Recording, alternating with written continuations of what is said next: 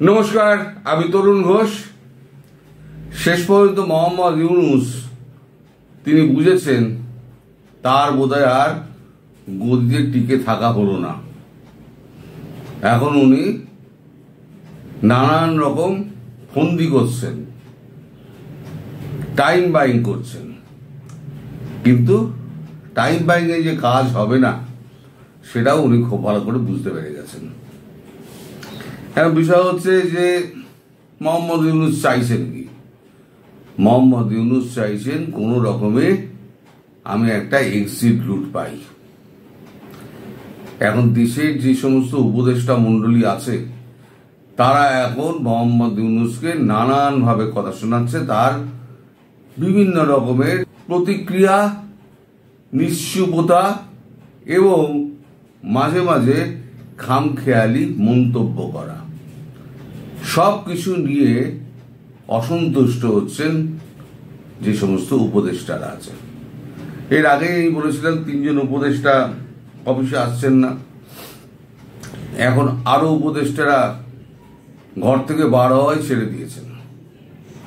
আসিফ নজরুল, তাকে দেখা যাচ্ছে না। আর ওই যে আমাদের শফিকুর আলম, বিতর্কিত প্রেস সচিব, তিনি যে কোথায় ডুব মেরেছেন তাকে ওই ডুব সাঁতার দিয়ে তিনি আর ওপরে উঠছেন না।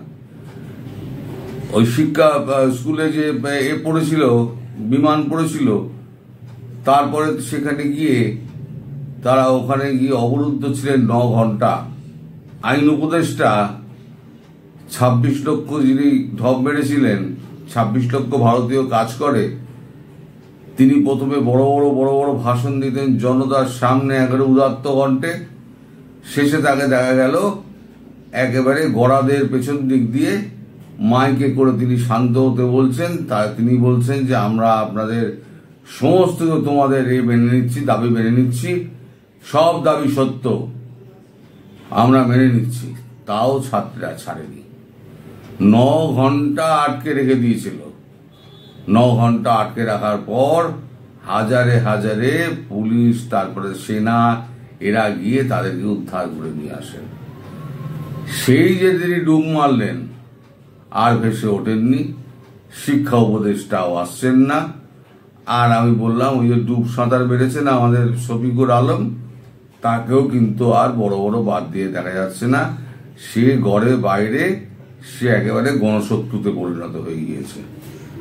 বাকি যে উপদেষ্টারা আছে সেই উপদেষ্টারা এখন থরহরিকম্প।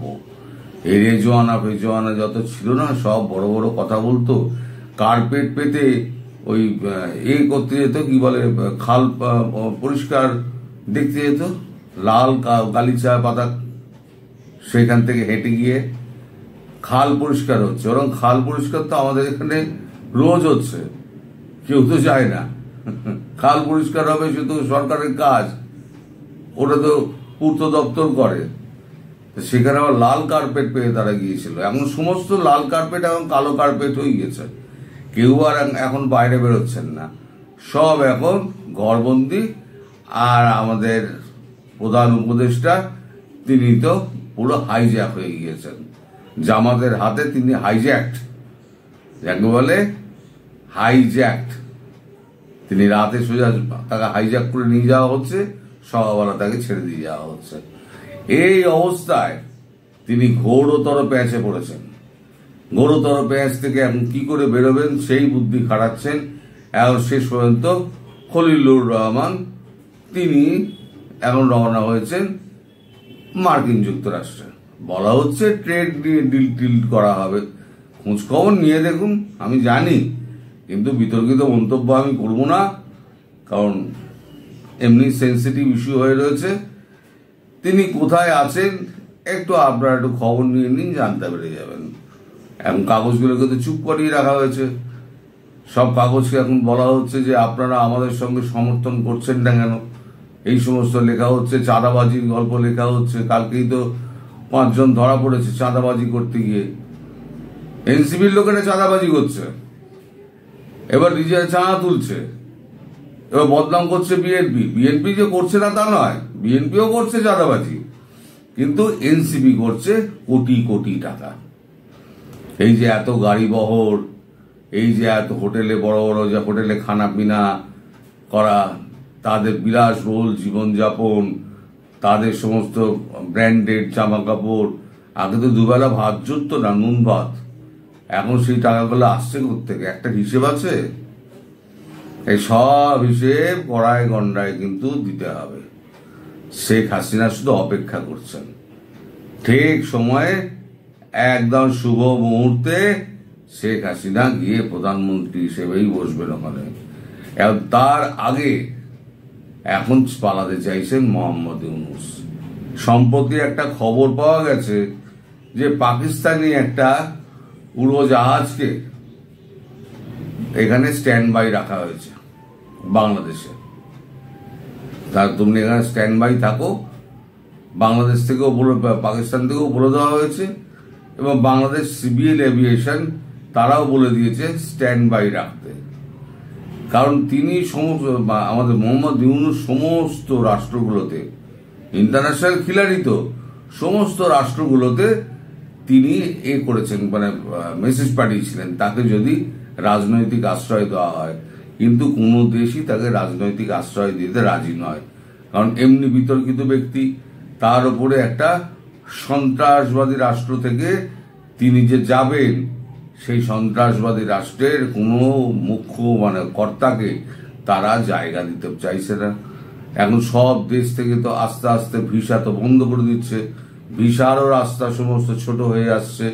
মাত্র 11 মাস 11.5 মাসের মধ্যে একটা দেশকে একদম স্থিতিশীল থেকে অস্থিতিশীল, চূড়ান্ত আর্থিক উন্নতির জায়গা থেকে একদম অবনয়ন, আর একেবারে সফল একটা রাষ্ট্রকে একদম বিফল রাষ্ট্রে পরিণত করার একমাত্র কি পার্সেন্ট যাকে বলে, সেটা হচ্ছে গিয়ে মোহাম্মদ ইউনূস, যাকে এক বছর আগে আপনারা সার করে আপনারা সব লাভালাভি করতেন। ওই সারের হায়াত হোক 1000 বছর আপনারা বলতেন না, এখন আর আপনারা বলেন? এখন আর আপনারা বলেন না। সার তো কবে, এখন দুঃশাসন হয়ে গেছে। কার সার এখন, মানে দুর্যোধন, দুঃশাসন, যাই বলুন না কেন, শকুনি, যাই বলুন না কেন, মহাভারতের যত চরিত্র আছে কৌরব বংশের, সব চরিত্রগুলো ওনার মধ্যে সম্মিলিত ভাবে এসে গেছে। এখন ডক্টর ইউনূস এখন শেষ পর্যন্ত কোথায় যাবেন? এদিকে খবর রটে গেছে নাকি পাকিস্তান নাকি একদম বিনা ভিসায় অন অ্যারাইভাল ভিসা তারা দিয়ে দেবে। তাহলে পরে কি শেষ পর্যন্ত পাকিস্তানের গন্তব্য কি পাকিস্তান? সব উপদেষ্টা মন্ডলী একদিন দেখবেন রাত্রিবেলাতে উড়োজাহাজে চেপে সব পাকিস্তানের দিকে রওনা হয়েছেন। তারপর পাকিস্তান থেকে যদি অন্য কোথাও যেতে পারেন সেটা আলাদা ব্যাপার, কিন্তু সন্ত্রাসবাদী রাষ্ট্রে গিয়ে ওখানে গিয়ে দেখুন কত সুখে আপনারা থাকতে পারেন। বলে না সুখে থাকতে ভূতে কিলোয়, তা আপনাদের অবস্থা তাই হয়েছে। সুখে ছিলেন, আপনাদের ভূতে কিলিয়েছিল। মানে আমি বাংলার জনগণকে বলছি, মোহাম্মদ ইউনূসকে না। মোহাম্মদ ইউনূস তো ঠিকই আছে, সে তো লুটতে এসেছিল, তার লোটা হয়ে গেছে। এই বাড়িতে প্রাণ নিয়ে পালানোর জন্য তিনি এখন ব্যস্ত হয়ে গেছেন। এখানে বাংলার জনগণকে আমি বলছি যে আপনারা সুখে থাকতে আপনাদেরকে ভূতে কিলিয়েছিল, তাই এদের কথা শুনে আপনারা গাড্ডায় পড়েছেন। এই গাড্ডা থেকে গিয়ে বের করবে আপনাদের, এই গাড্ডা থেকে উদ্ধারের একমাত্র আশা হচ্ছে ভারতবর্ষ এবং শেখ হাসিনা। এই যে শেখ হাসিনা খুব মানে বিরক্ত হয়ে গেছেন গোপালগঞ্জের ঘটনায়। শেখ হাসিনা অত্যন্ত বিরক্ত হয়ে গেছেন এবং তিনি যা স্টেটমেন্ট দিয়েছেন, পিলের চমকানো স্টেটমেন্ট। তিনি বলছেন আমি দেশে ফিরে এই যে 1 বছরে যা যা খরচ হয়েছে, যা যা বাজে খরচ হয়েছে, এবং যারা যারা করেছে, যত যত শত শত এই যে মামলা হয়েছে, যত মকদ্দমা হয়েছে, যত বেআইনি আটক হয়েছে, যত নিখোঁজ হয়েছে, সব খুঁজে আমি বার করব, কবর খুঁড়ে বার করব লাশ। তারপরে যারা অপরাধী তাদেরকে শাস্তির আওতায় আনবো। শেখ হাসিনাকে যারা চেনেন তারা বুঝতেই পারছেন যে শেখ হাসিনা যেটা বলেন সেটা করেন। তাহলে শেখ হাসিনা এখন যদি গত 1 বছরের সমস্ত হিসেব নিকেশ নিয়ে বসেন না, কোথা দিয়ে কি করে এই সমস্ত টাকা পয়সা গেছে, এই যে রূপায়ণের এই যে এত বড় ফ্লোর, না রূপায়ণ না কোথায় এনসিবির অফিস করেছে না, সেখানে গিয়ে রাত অব্দি সমস্ত মোৎসব চলতো। এখন সব বন্ধ টন্ধ হয়ে গেছে, এখন তো সব ঘরের মধ্যে কি বলে সেনাবাহিনীর ক্যান্টনমেন্টে সব লুকিয়ে বসে থাকে। আগে যে উৎসব হতো, মোৎসব হতো, ওখানে নারী কেলেঙ্কারি অনেক কিছু হতো, সব খবরই আমি জানি। কিন্তু ইউটিউবে এগুলো বলা ঠিক নয়, কারণ আমার তো যা সমস্ত কারবার আপনারা করে রেখে দিয়েছেন তার একেবারে হিসেব কিন্তু কড়াই গন্ডায় আপনাকে মেটাতে হবে। আপনারা সবাই দেশ ছেড়ে পালাতে পারবেন না, আপনাদের সবাইকে কান ধরে আবার নিয়ে আসা হবে। আপনি যাবেন কোথায়? এখান থেকে বড় জোর গেলে পাকিস্তান যাবেন, আর পাকিস্তানে তো অদৃশ্য গানম্যান ঘুরে বেড়াচ্ছে। পাকিস্তানি সন্ত্রাসবাদীরাই তো ওখানে ভয় বেরোচ্ছে না, আপনারা কি করবেন? পাকিস্তান সরকার কি আপনাকে সেই প্রোটেকশন দেবে না। আর আপনাদের মৃত্যু হয় হাসিনার হাতে, আর নইলে আননোন গানম্যানের হাতে যদি পাকিস্তানে গিয়ে পড়েন। আর যদি ভারতের হাতে পড়েন তাহলে বেঁচে থাকবেন, কিন্তু বাকি জীবন আপনাকে অন্ধকার কুটুরিতে কাটাতে হবে। শেখ হাসিনার হাতে পড়লে পরে তো আপনার মৃত্যু অনিবার্য। সুতরাং ডক্টর ইউনূস, আপনি গাড্ডায় পড়ে গেছেন। গাড্ডা থেকে এই আপনাকে খলিলুর রহমান উদ্ধার করতে ব্যর্থ হবে। এর বেশি আমি কোনো আঁচ দেব না। উদ্ধার করতে ব্যর্থ হবেন। উনি আমেরিকা গেছেন বটে, কিন্তু বর্তমানে কোথায় আছেন সেই খবরটা পাবলিক আপনারা একটু নেওয়ার চেষ্টা করুন। মিডিয়ার লোককে আমি বলছি, আপনারা একটু নেওয়ার চেষ্টা করুন। তিনি গতকালকে রাত্রিবেলা অবধি তিনি কোথায় ছিলেন, আজ কোথায় আছেন এই বলতে পারবো না। গতকাল রাত্রিবেলা অবধি তিনি কোথায় ছিলেন? ওয়াশিংটন ডিসিতে ছিলেন, নাকি ফ্লোরিডায় ছিলেন, নাকি অন্য কোনো রাষ্ট্রে তিনি বসেছিলেন? কারো সঙ্গে হয়তো কথা বলছিলেন। আমি এর বেশি কিছু বলবো না, কারণ বিতর্ক আর সরিয়ে লাভ নেই। যখন হবে তো আপনারা দেখতেই পাবেন। আমি তো বলেছি জুলাই মাসে যদি হয় এই ঘটনা, তাহলে আগস্টে কি হবে কল্পনা করে নিন। আগস্টে কিন্তু অনেক কিছু নাটক কিন্তু দেখার বাকি আছে। এই নাটক কিন্তু সবে শুরু হলো। মানে নাটকের এখন যবনিকা পতন হবে, ওই ড্রপ সিন